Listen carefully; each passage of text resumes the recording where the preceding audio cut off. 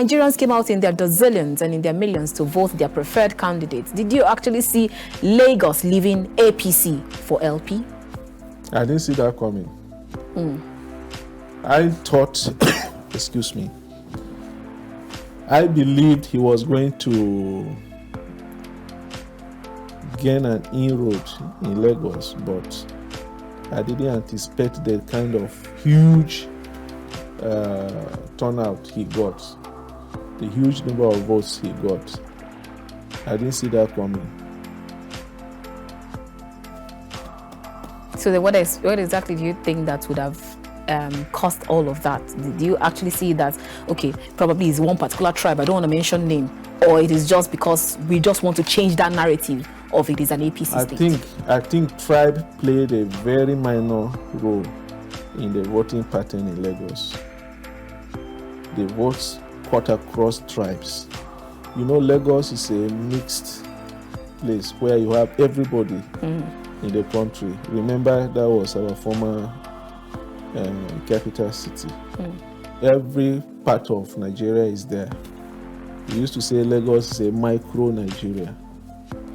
A huge number of outsiders, in fact, the real indigenous, I feel, is the other tribes from the northeast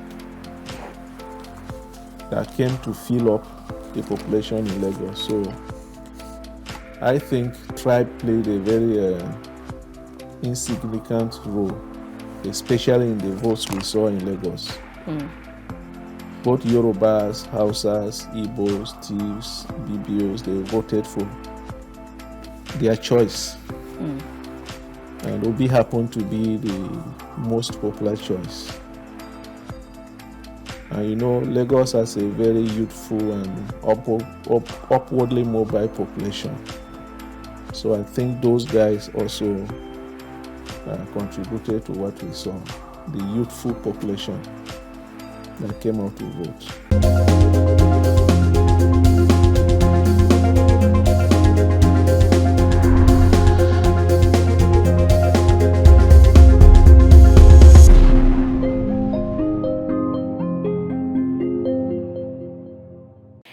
Now, in the words of Nanette Avery, she once said, "Talk is cheap. Take it to the polls." Now, that's exactly what Nigerians did on 25th and in some part 26th February 2023, where they went enthusiastically in their zillions and millions to vote their most preferred candidate for the presidential and National Assembly slot. And with all that happened during the elections, we saw some pocket of violence. We saw people trying to engage in electoral fraud and infractions. And in some parts of the country, Nigerians helped some INEC officials to ensure that the process was peaceful and seamless. We saw videos of youth bringing in generators, videos of youth cooking for INEC staff, videos of youth bringing up their torchlights and even inks. Anything they asked for, they were ready to do it. And then you just begin to wonder what exactly changed with Nigerians. So we actually moved away from that part where we just go to football fields to play football on the day of elections. Nigerians are now awakening, and you're just wondering what led to that change. That's what we'll be discussing on today's episode of The Conversation with my guest, Terver Atsar. He is former PDP governorship aspirant for Benue State, and that's, like I said, where this conversation is headed today. I will see you shortly after this timeout. Join us again.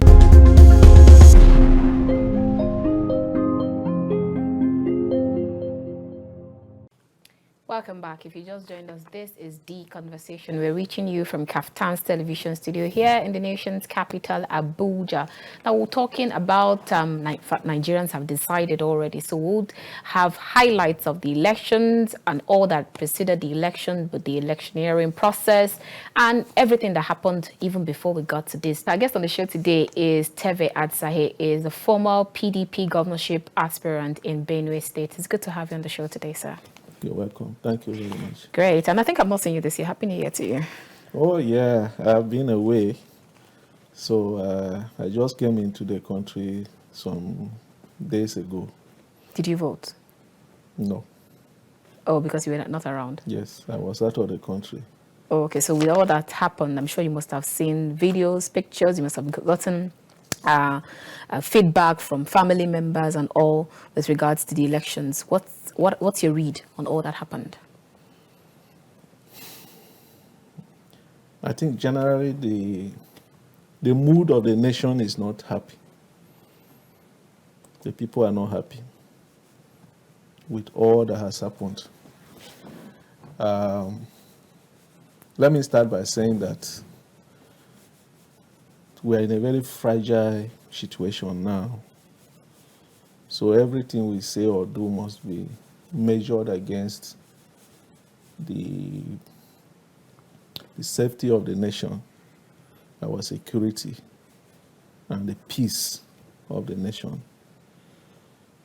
So we need to be in a very sober mood as we discuss these elections to avoid saying things that may inflame or cause disaffection or violence, because the people are not smiling.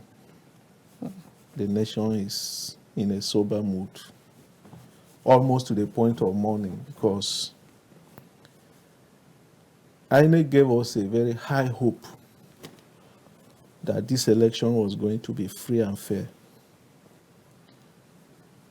One of the things that determines the freeness or the fairness of the election is transparency. If things are not transparent, people begin to assume, speculate, and fill in the gaps. And that can create a lot of disharmony. We were told that this election will be done through electronic transmission of results. And that gave us the hope that there will be visibility right from the polling unit. And that is not the case. We are being told now that the beavers were only meant for accreditation. Every other thing is being done manually. So the mood of the nation is not good. So that's my impression about the election, that Nigerians are not happy with the outcome of this election. Personally, I'm not happy. All right, so now, if given the impression that you just made, if we have to look at the electioneering process, because like they say, elections does not have to do only with the election alone and all the result and all that happened during and after the elections. It has to start from the electioneering process. Now, would you actually say that we got it right from the electioneering process, even as we move straight to the election and then at this moment where we are now? Yeah, the vibrancy in the campaigns across the nation.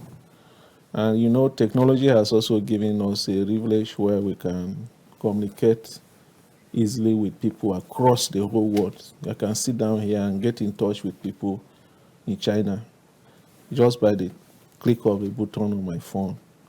Social media has made it so easy for us to reach out to people. So there was a lot of campaigning both on social media, radios, televisions, physical campaigns. There was a lot of vibrancy in the campaigns across all the parties. So I think in terms of the pre-election period, Nigerians were highly informed. But the INEC too did a good job in briefing the people continuously, telling us what to expect, giving us the updates in the Electoral Act and the technology they were planning to use for the election. So prior to the election, I think we were very prepared. And that is why you saw a very huge turnout in the elections, because some people are voting for the very first time. And, you know, the last election that was held, some people may have been underage. They have come of age now. And then some of the people that used to ignore the process altogether, they now came out, especially the youth. They want to take back their country. through their vote. So I think we were highly prepared for the election. So now what exactly would you say that ignited this enthusiasm, this fire, this energy, especially like you talked about from the youth? You have a lot of people who they feel disaffected with the previous elections, but this time the massive turnout was out of this world. Did you actually see this coming? And secondly, what would you say is that particular thing that ignited people to come out en masse to cast their ballot? I think it is the hope for a new dawn. You know, sometimes when the person in power is not contesting the election, people believe that there will be a level playing ground. If the president is an incumbent and is still contesting, people always assume that it's a done deal. He will force himself back into power, so my vote will not count. Okay. So they feel that going to vote is waste of time. But this time around, since the president is leaving, everybody who is contesting is on a level playing field. So they felt they can come out and make their choice. And also the spread of the candidates, the kind of candidates we have in the election, especially the youthfulness of one of them, gave the youth that hope that they want to use their power, the energy, the numbers that they have. But is it only one of them that had youth as a presidential candidate? Obviously, if you look at the age of the APC candidate, he's over 70. He tells us he's 70, though there have been disputes around that. Atiku told us he's 79, I think so. So that's a huge difference when you look at the age of Obi, who is just 61. So if you look at that, we can say Obi is more youthful than the rest. Oh, but then you have other parties, SDP, the other one, AAC. I remember having an interview with you here before, and I categorically told you that the race was going to be a three-horse race between Atiku, Tinubu, and Obi.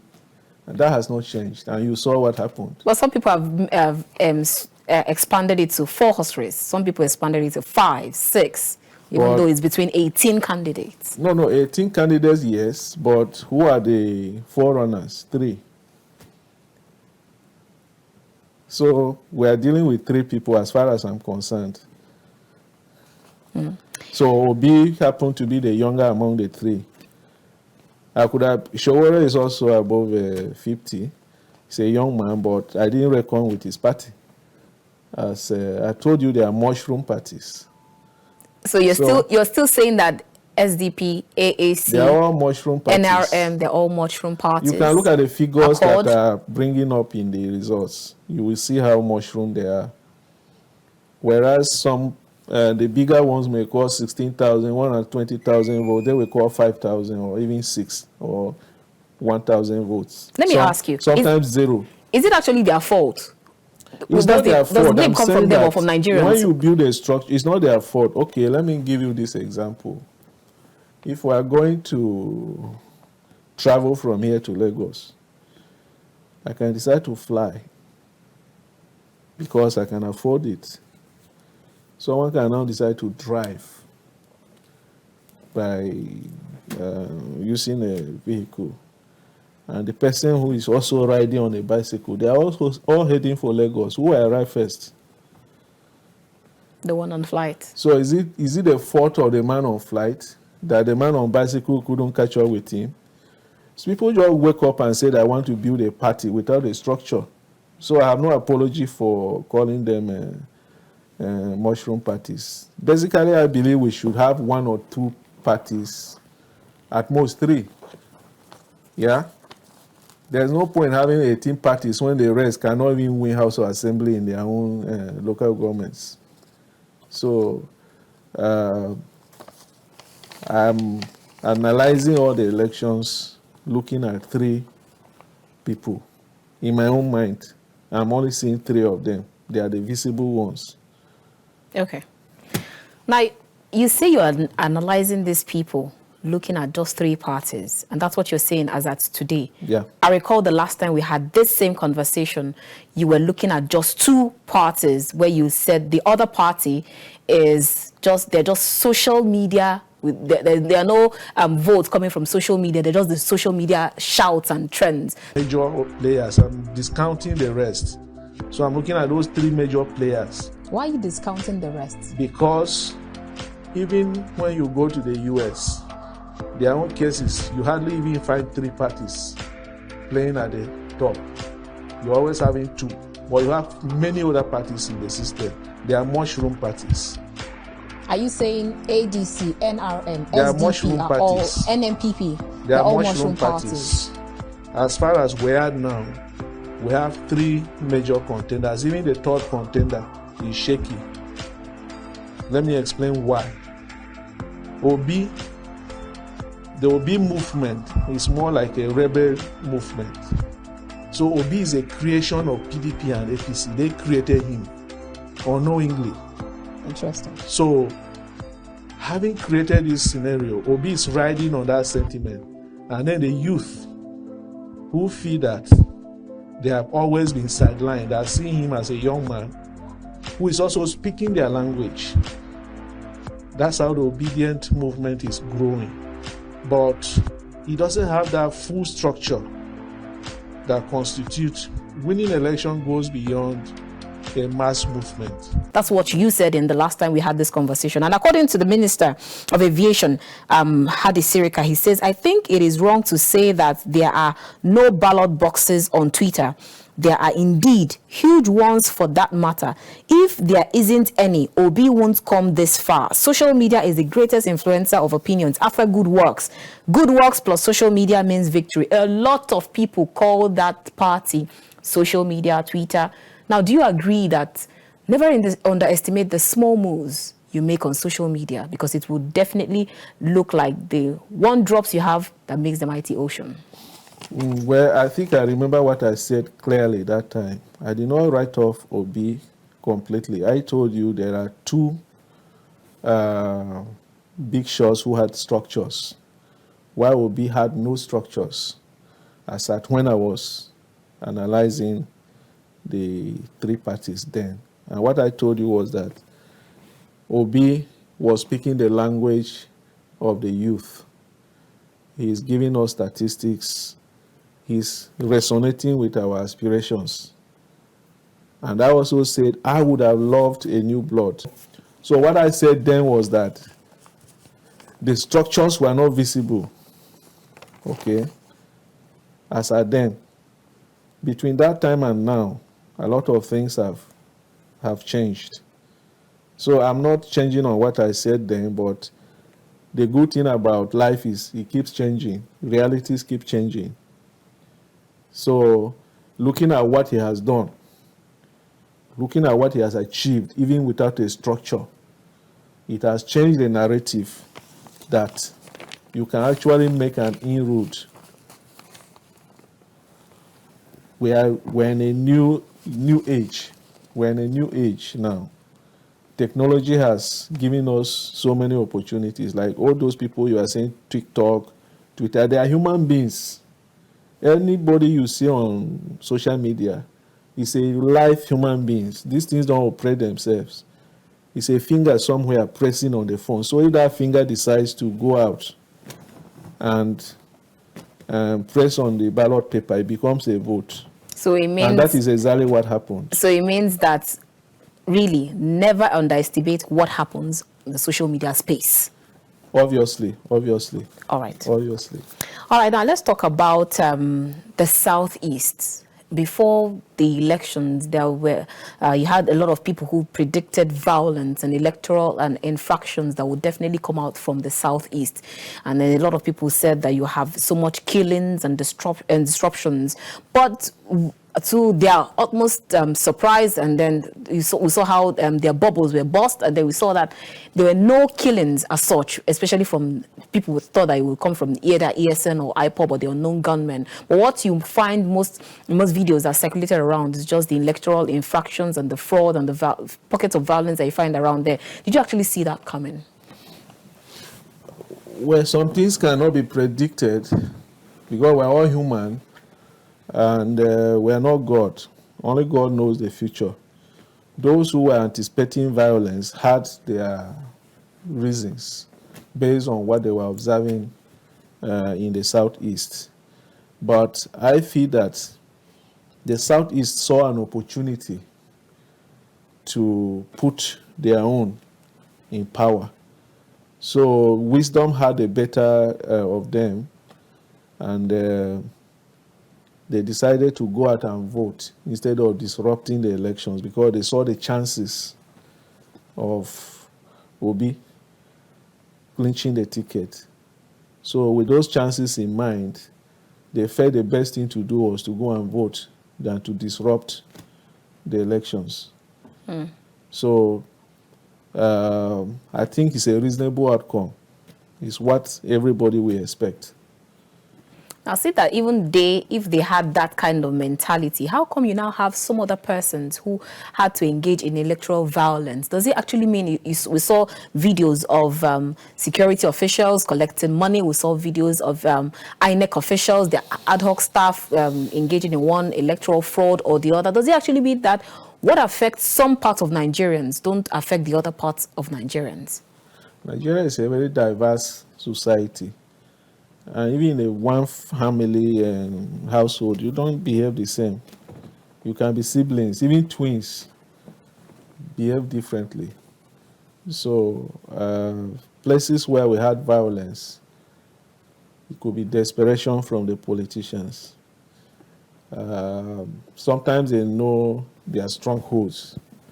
They feel that if they allow those people to vote, they may bring more votes from the other camp. So they will send thugs to go and disrupt those places so they can have an advantage. It's an unacceptable behavior, but it's still with us. It's unfortunate. And did you see in Lagos how Labour Party was able to turn around that ideology? That's what everybody's saying, was able to turn around that ideology of Lagos is strictly one party. So now it means that definitely you must not conclude on a particular person or on a particular party. And then with this inciting words that we've been getting from a lot of people, even before the elections, we had some leader, head of groups making some inciting statements, but yet Nigerians came out in their dozillions and in their millions to vote their preferred candidates. Did you actually see Lagos leaving APC for LP? I didn't see that coming. I thought, excuse me, I believed he was going to gain an inroad in Lagos, but I didn't anticipate the kind of huge turnout he got, the huge number of votes he got. I didn't see that coming. So then what exactly do you think that would have caused all of that? Did you actually see that, okay, probably it's one particular tribe, I don't want to mention name, or it is just because we just want to change that narrative of it is an APC state? I think tribe played a very minor role in the voting pattern in Lagos. The votes cut across tribes. You know, Lagos is a mixed place where you have everybody in the country. Remember, that was our former capital city. Every part of Nigeria is there.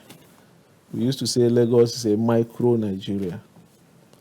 A huge number of outsiders. In fact, the real indigenes are few. Is the other tribes from the northeast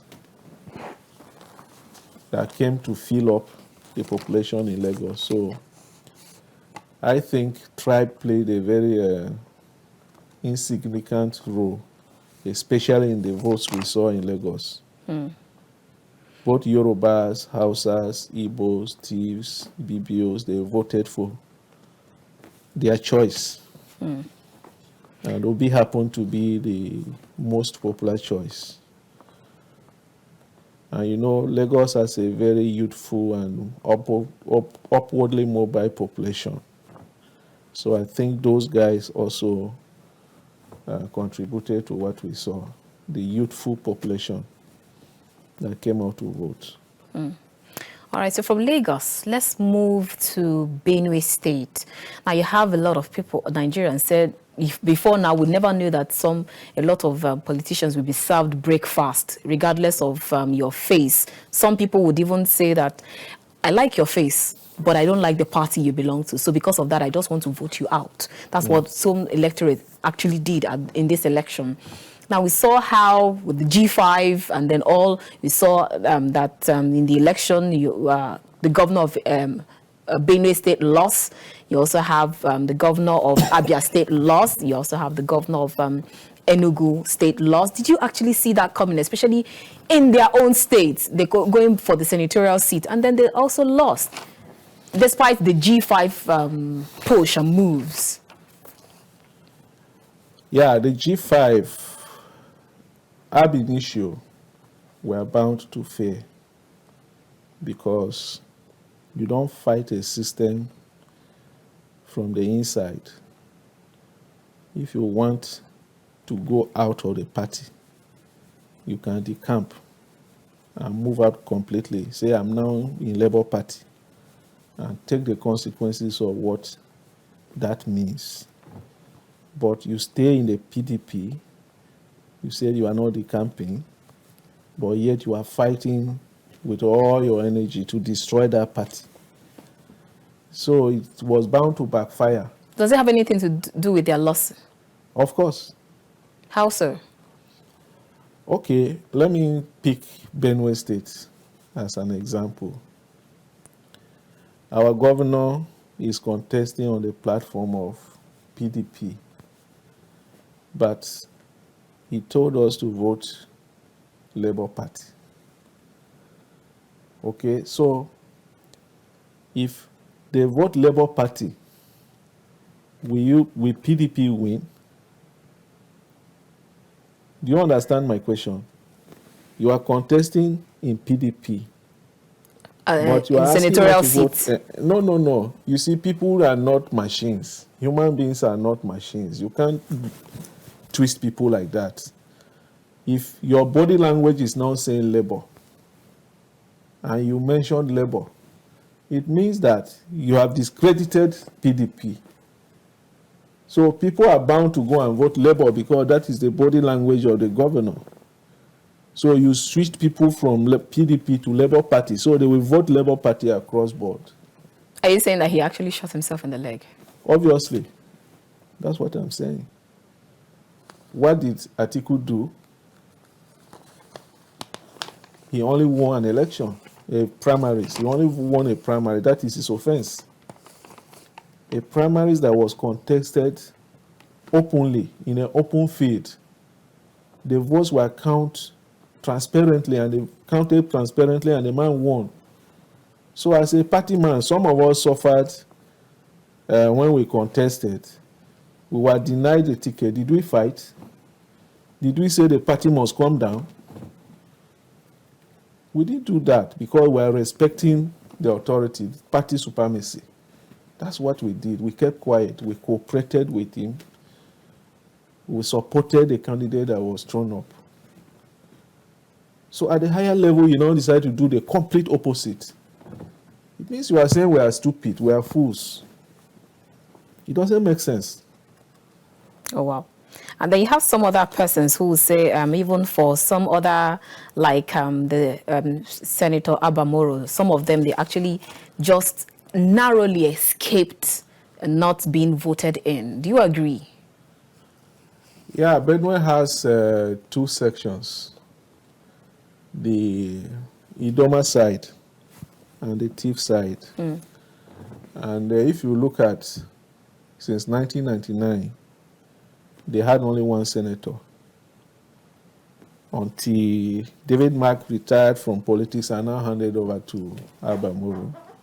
They believe in this consistency. It was what made David Mark to grow until he became the Senate president. Because when you go there, do for one term, they vote you out. Another new person comes in. You're always having non-ranking members in the Senate. So they have that wisdom to say, oh, it's better we have our own who we go in there and get more experience and grow so that he can get influence to help us. That's what they did to David Mark. I think they are trying to do the same thing with Abba Moro. Oh. Yes, that is their own worldview. But on my side, where I come from, we have a different worldview. Our worldview is that Yanangba. Yanangba means eat and give your brother. Don't eat alone. Do you understand? In fact, it was from this our Yanangba that they got this zoning principle. Okay. Remember? Yes. So we believe that it's not, you are not the only person who is qualified. So if you take 4 years, let another person also take. So we rotate this thing, but then they believe that stability, continuity is better than shifting it around. So Abba Moro is a beneficiary of that worldview. Because I remember having conversation with him, and then he made that statement also, and said that is the reason why he's still in the seat and people prefer him, because exactly. That's the collective agreement that you have. Yes. Great. All right, let's go on a quick break, and when we return, we'll continue this conversation with Terver Atsar. I will see you shortly. Don't move a muscle.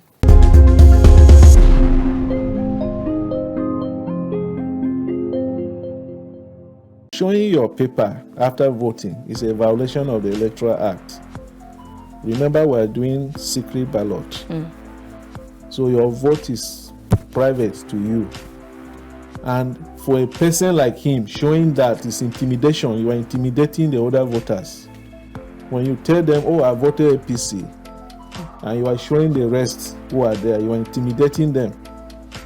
You are a president of the nation, and you are trying to force your own opinion on the rest of the voters there. Is that how you see it? But he said he's just showing his allegiance. No. You don't need to show that. Nobody needs to know your allegiance. It's not necessary. It's uncalled for. It's indiscipline. Nigeria is a very indisciplined country, where the leader who is supposed to show example, the good example, at least for the sake of example, he would have done the right thing. Not doing the wrong thing and telling me you want to show allegiance. Who cares whether you have allegiance to your party or not? Who cares? Tell me. What he did was totally out of the law. So you have some people saying that they're going to proceed with legal actions in that regard. Do they have any reason to? Obviously, if they have, I can advise anybody who feels injured by that to go to court. So if the president, as a leader of the nation, decide to violate the Electoral Act so brazenly in the middle of the election, that's a disruptive behavior that could have caused violence.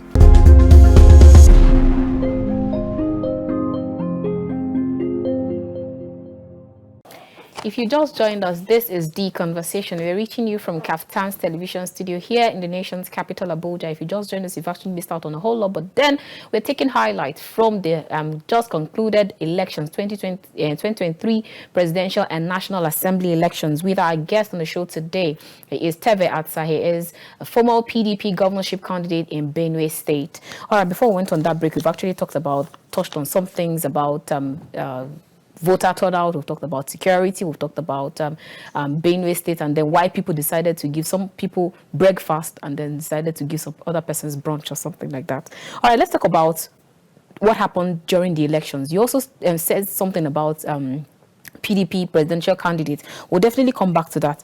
But now let's talk about all that happened during the elections. We saw how President Muhammadu Buhari, immediately after he voted, he showed his ballot paper on camera. to everybody. And according to him, he said he was trying to make people understand that he owes his party allegiance, and that was the excuse that he gave. But then, if you have to look at the Electoral Act that he signed into law, which we are following with regards to this election, Section 129, subsection 1 of that act provides that, and quote, exhibiting party or election-related symbols within the vicinity of the polling unit or collation center on the day of the election is an electoral offense that attracts a fine of 100,000 naira or imprisonment for 6 months. Now, I'll ask you two questions, and I'd like you to unbundle them in one breath. First, do you see President Muhammadu Buhari with what he did? Is that violating the same act that he signed into law? And secondly, if yes, what is supposed to be done? Is he supposed to just let that go because he has immunity? And does that actually mean that the law speaks for some sect of the people of Nigerians, but it does speak differently for other sects? Thank you very much. First of all, let me talk about the immunity aspect. The president is under immunity for actions committed while he's in office. But when he leaves office, you know, crime doesn't expire. I can commit a crime today and I can be punished 10 years later for it. So our legal system can catch up with him if we're a serious nation. They can resume records and prosecute you based on what you did in the past. Showing your paper after voting is a violation of the Electoral Act. Remember, we're doing secret ballot. So your vote is private to you. And for a person like him, showing that is intimidation. You are intimidating the other voters. When you tell them, oh, I voted APC, and you are showing the rest who are there, you are intimidating them. You are a president of the nation, and you are trying to force your own opinion on the rest of the voters there. Is that how you see it? But he That's said how he's I just see it. Showing his allegiance to his No. party. You don't need to show that. Nobody needs to know your allegiance. It's not necessary. It's uncalled for. It's indiscipline. Nigeria is a very indisciplined country where the leader who is supposed to show example, the good example, at least for the sake of example, he would have done the right thing. Not doing the wrong thing and telling me you want to show allegiance. Who cares whether you have allegiance to your party or not? Who cares? Tell me. What he did was totally out of the law. So you have some people saying that they are going to proceed with legal actions in that regard. Do they have any reason to? Obviously, if they have, I can advise anybody who feels injured by that to go to court. That can invalidate the election. It can be a basis, because if elections are not conducted in line, in conformity with the Electoral Act, it's a basis for you to challenge the validity of that election. So if the president, as a leader of the nation, decides to violate the Electoral Act so brazenly in the middle of the election, that's a disruptive behavior that could have caused violence. It's possible, just because maybe he had security around him and people were afraid. If you do that elsewhere, some people can become violent. So you need to discipline yourself as a leader. There are certain things you cannot do as a leader.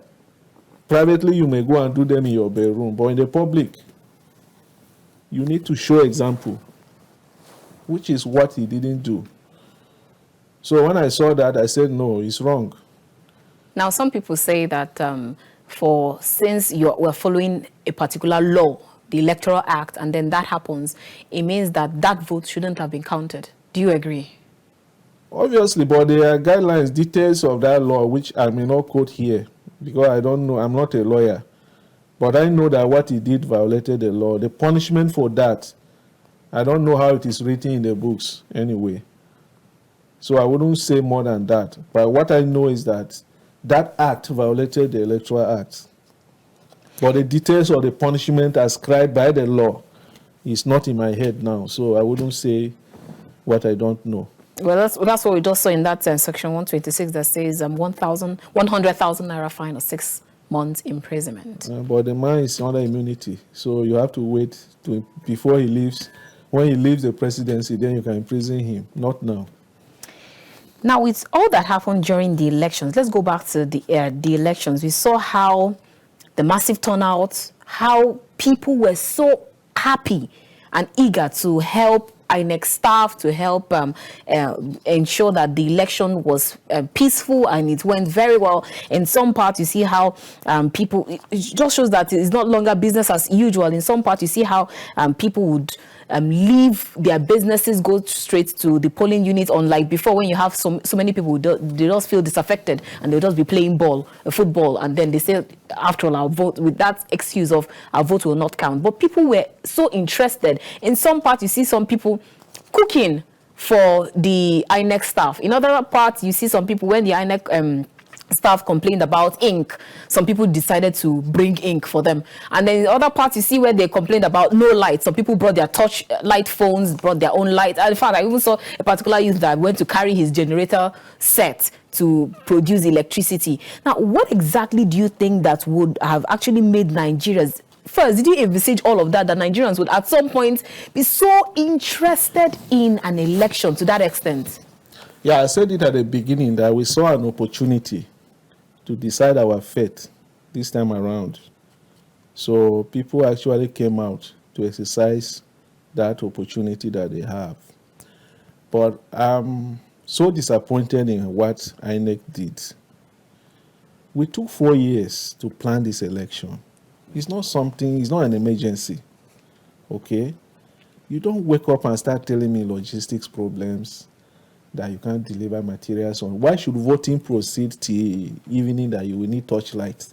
Why? Some people even voted till 2 a.m. Because materials didn't get there on time. INEC is complaining that they didn't get fuel, they didn't do this. Why? You knew you were going to move materials for this election in 744 local governments across the nation. Ab initio, you know this is what you are going to do, and you had 4 years to plan this. So what kind of failure is this that you now start justifying it, trying to explain? It doesn't make sense. INEC has disappointed Nigerians from the way they conducted this election. I heard some people saying that this is the worst elections Nigeria has ever conducted, for the singular reason that INEC did not keep to their promise. Even though we're looking at it was going to be the second most the credible. Best. We were expecting, now it's a matter of expectation. We expected the best, and we got less than half best. So where did the problem come from? Are you saying it's from INEC? INEC. The people did what they could have done, the best the people could do. I commend Nigerians. I clap for them. But INEC, the same mentality of this is Nigeria, we do things anyhow, overtook them, and they still did things anyhow. How you told us you are going to upload results directly from the polling units to the server so that I can open my phone, go there and verify what I voted, and that is what will be collected. But that's what happened during the off-season elections. Yes, we did that in Osun State effectively, and it worked. I can still show you the result on my phone here. So why couldn't it be done in the presidential? So when you create this kind of gap, even if there's no manipulation, people are bound to start thinking that there's manipulation, even if you didn't manipulate, because the visibility is not there. The transparency has been lost. You went to the National Assembly, they asked you all manner of questions. You answered them simply because you wanted to defend your budget. You needed money to be able to run those systems. So you told them, yes, we are set. We can do this. We can do this. Our technology is like this. Our this is that. So you see it as just defending their budget. Yes, he was not defending his budget. He wasn't prepared. And the Electoral Act says transmit the results directly from the polling unit to your server to improve visibility. In fact, this is one of the reasons that gave people the confidence to come out and vote. because they believe their vote is going to count. And then you suddenly say, I didn't promise you that. What I promised are the beavers are only going to be used for accreditation. You are lying to 200 million Nigerians. Are we stupid? This is what I told you the other day, that ASU, professors in the university, are the problem of this country. Remember, I said it. How can you do like that? How can you behave like that? 200 million people, and you think we're all stupid? No, it's not good. It's not right at all. Now, what would you say to comments made by former President Chief Olusegun Obasanjo? I'm sure you listened to what he stated, saying that INEC should have a re-election, a rerun, especially in compromised polling units. That's one on the side. And secondly, you also have comments coming from the international observers, EU, that's the European Union, Commonwealth, and then you have ECOWAS. Even though they're saying two different things. Commonwealth says INEC did a very good job and then they delivered on the deliverables, but then the European Union and the ECOWAS as an AU, they're saying something different, saying that it was not well prepared and the INEC was not well prepared and all of that. What will you say to all of these statements? And the differences in opinion depends on the perspective you are looking at the election, and you're also the parameters you are using to measure the success. So it's possible to have these conflicting views. It's like looking at an elephant. If you are standing in front of an elephant, you may just be seeing the tusk and the big ears. So you just say elephant has big ears and the tusk. If you are looking at the back, you may not see the tusk at all because it's a very huge animal. So I can excuse the diversity of opinion. But generally, let me talk about the Obasanjo letter. He has formed a hobby of writing letters in his retirement. It's good to keep him active. I think that is why he's living very long. I wish him longer life. Amen. God has actually blessed him, but I also want him to be more statesmanly. I told you at the beginning that this nation is already very fragile. We are very fragile. We should avoid things that we incite people to violence. People take him seriously. So whatever he says, some people can all just latch onto it and begin to say the election should be cancelled. They may not even know that he's just saying some small places should be cancelled. They will just say even Obasanjo will say the election should be cancelled. So I expect more caution from him. Remember, he took sides in this election. He endorsed Peter Obi. So whatever he is saying now will be viewed through that prism of, this things is not going the way he wanted. That's why he's talking. But if he had stayed as a statesman, remember he said he has retired from politics. So why do you retire from politics and then you wake up one day and start endorsing candidates? You lose that statesman position. So whatever he's writing now can be viewed from a partisan point of view. And that's the way I see his letter. I'm seeing it from a partisan point of view. And coming on air to address the nation, you are not a president anymore. You are an ex-president. So in a situation like this, it's only Buhari that can give us a State of a Nation address. It's not Obasanjo going on TV to make a statement. But don't people still listen to it's not called such for. generals? You It's still have people going back to General IBB. You are a member of the IBB. Council of State. As a former president, he's a member of that decision-making body. Buhari holds meetings with them. He has the ears of the president. He can even call him on phone. Do you understand?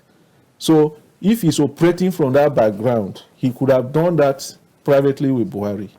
Writing a public letter is inciting. That's where I'm coming from. So I'm saying he's not acting as a statesman that he's supposed to be. Ab initio, he took sides. He endorsed Peter Obi. So he has become a politician. He's a member of Labour Party, as far as I'm concerned. So that letter he's writing now, he's writing as a member of Labour Party. So anybody can write. Dino can write letter. Even me can write letter. Okay? So I'm saying that letter should just be seen as what it is. It's the cry of a party man for an election that is not going his way. That's all I want to say about that letter. But it's not something to be taken too seriously, because he lost that right to write as a statesman. He's no more a statesman. He's a party man. Okay, so now let's talk about some pocket of violence that were found that happened, and then the video spreading around in Lagos, Elegushi, in Rivers, in Bayelsa, and then you have some people saying that there should be a rerun, especially in those places, and then also have, like I said before, some of these people making statements. We've seen alleged statement coming from Wike. We saw some other alleged statement coming from even your presidential candidate, and then some statement coming from MC Oluomo and all of that. So that when people say that in such places where there were violence, that there should be a rerun, do you agree? The Electoral Act has provisions for every situation in this electoral process. I believe the provisions of the law should apply. I'm not sure this rerun they are asking for is prescribed by the Electoral Act. There is room for cancellation. There's room for when there's overvoting, or maybe there's violence, snatching of ballot boxes. A polling unit's result can be cancelled outrightly. Now, that is why people should be careful. I told my people in my polling unit that don't do anything that will make our results to be cancelled. Because once they cancel our result, your vote will not count. So you can't go and disrupt elections deliberately and say there should be a rerun. Waste of resources. So if you want your votes to count, vote peacefully and obey the law. Simple. But when you disrupt the election with violence, and then you say, come back and rerun, how many times we will, assuming we do the rerun and they do violence again, we'll keep rerunning. So people should think before they make such suggestions. In some small cases where the elections can be cancelled outright, let them cancel it, and those votes wouldn't count, and we'll move on. We can't be doing, unless the only rerun I want to envisage, if there's a tie, if someone cannot make the clear provisions of the Electoral Act to win outright, maybe there can be a runoff. I will subscribe to that. But all those small pockets of Electoral Act disobedience here and there, we can't be going back to rerun it. All right. Still during the election, we saw how security officials were able to handle electoral fraud and thugs that came in to disrupt the peaceful process. We saw soldiers were even flogging people. And do you actually see that coming? That's one on the side. And then secondly, we saw how cash was moving around despite the controversial cash redesign or cash swap. And then they said it was just to clamp down on vote buying. But then we still saw cash moving around. In fact, at some point, it was no longer Naira. We saw some people even mixing foreign currencies. Do you see that coming? So what I would say is, having lashed at INEC, like I did, I also want to say that Nigerians will always be Nigerians.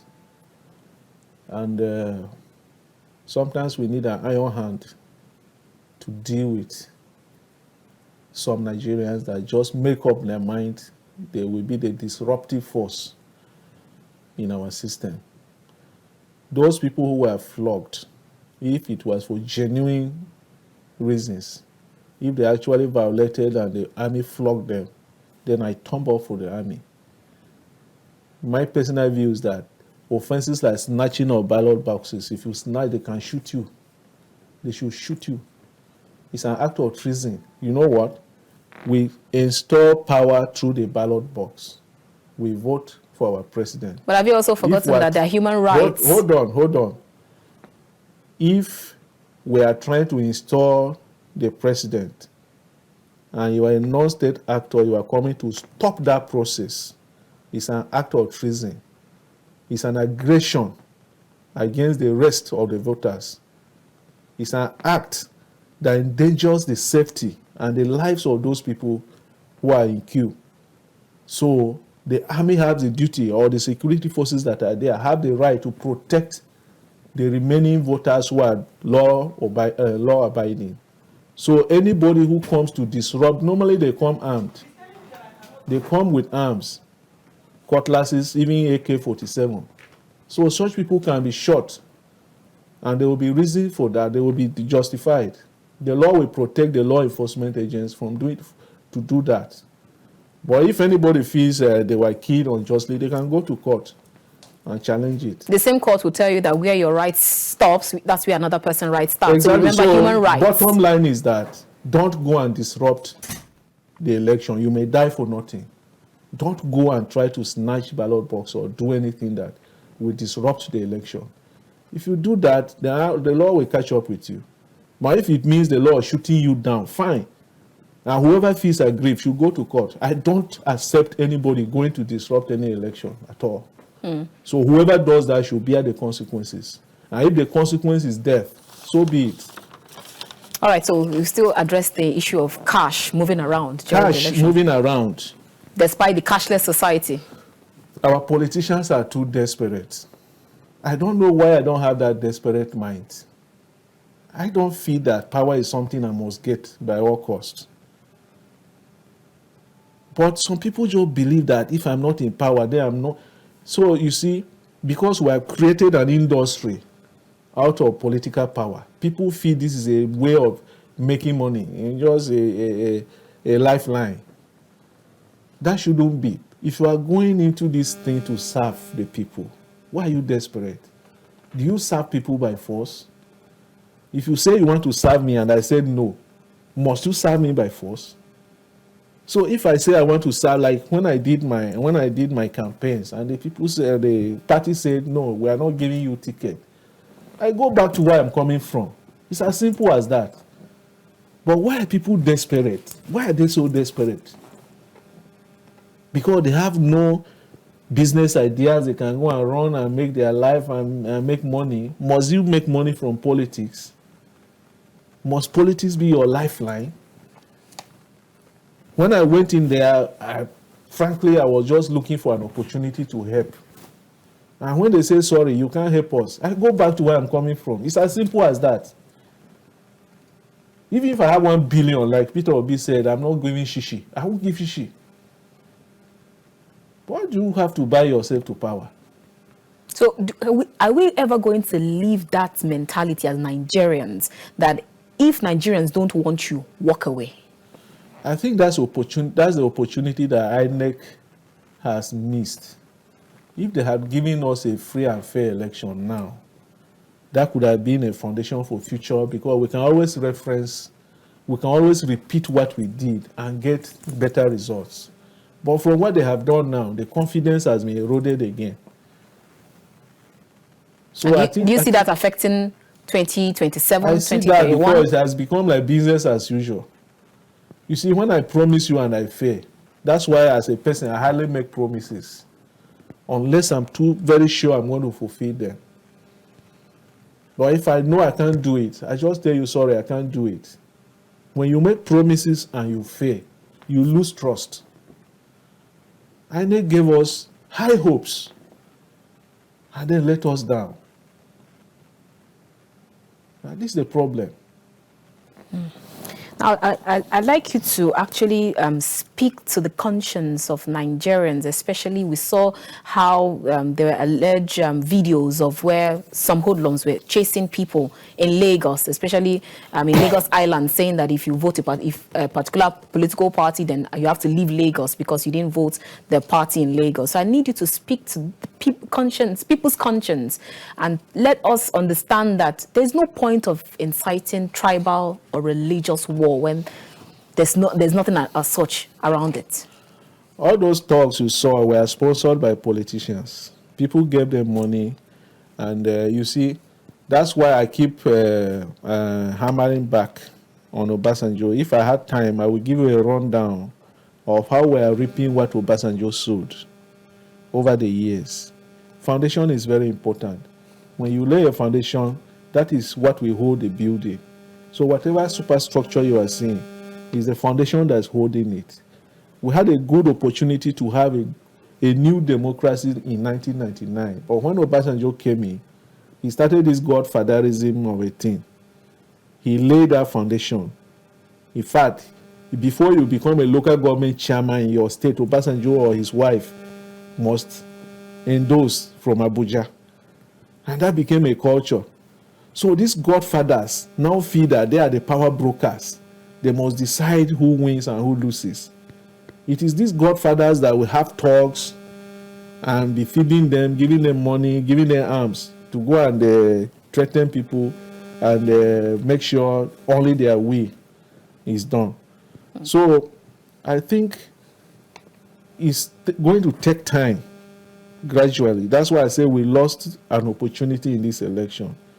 Because if this election had produced our expected results, the way we were thinking, then that would have given us confidence that we can do it again in the future and get the And result. what you were thinking is based on the beavers, Yes, right? yes, the fact that we couldn't transmit these results directly to the server has given us a lot of worry, whether the result is actually what we voted. All right, our time is fast spent, but in just 1 second, 2 seconds, if you can help us, I'd like to get what your thoughts on exactly your presidential candidate, Atiku Abubakar, and his running mate, Ifeanyi Okowa. How exactly is your party generally taking either the wins or the losses?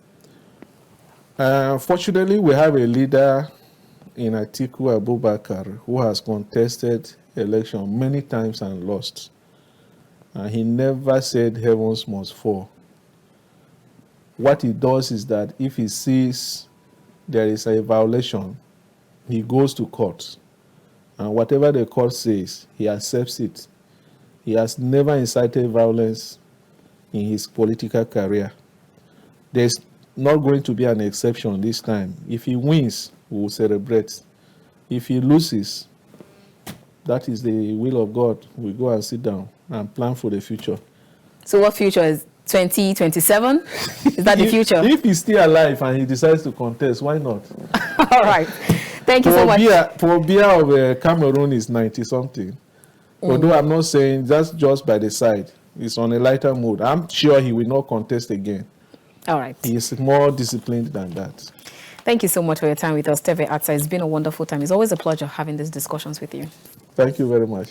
All right, viewers, thank you so much for listening. We have been chatting with Terver Atsar. He is the former PDP governorship aspirant in Benue State. And it's been a wonderful time here on The Conversation. Like you heard from him, and like he said, there's no point in inciting violence. Whoever that wins, let's all work together in ensuring a peaceful and a wonderful administration in the next 4 years. And probably in the next election, we'll all come out again and vote. Cast our votes, and that's your right. That's how you should put people in or take them out. I'll see you again next time. Keep watching The Conversation, because you never know what I will be talking about next. From nation's capital, Abuja, I am Annabelle Oji.